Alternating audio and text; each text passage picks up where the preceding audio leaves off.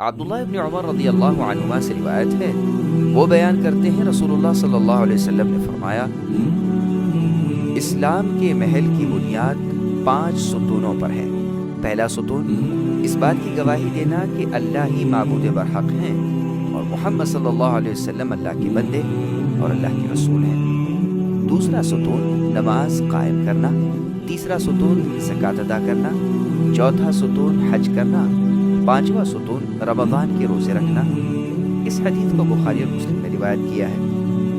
ابو ہریرہ رضی اللہ عنہ سے روایت ہے، وہ بیان کرتے ہیں رسول اللہ صلی اللہ علیہ وسلم نے فرمایا، ایمان کی قریباً 70 شاخیں ہیں، سب سے افضل شاخ لا الہ الا اللہ کہنا ہے، اور سب سے ادنا شاخ تکلیف دینے والی راستے سے ہٹانا ہے، نیز شرم و حیا بھی ایمان کی شاخ ہے۔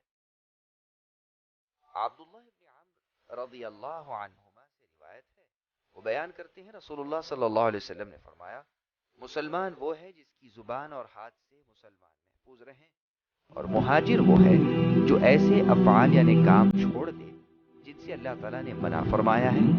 یہ بخاری کے الفاظ ہیں۔ مسلم کی روایت میں یوں ہے، عبداللہ ابن عمرو رضی اللہ عنہما بیان کرتے ہیں، ایک شخص نے نبی صلی اللہ علیہ وسلم سے دریافت کیا کہ مسلمانوں میں سے کون سا شخص بہتر ہے؟ آپ نے فرمایا، جس کی زبان اور ہاتھ سے مسلمان محفوظ رہیں۔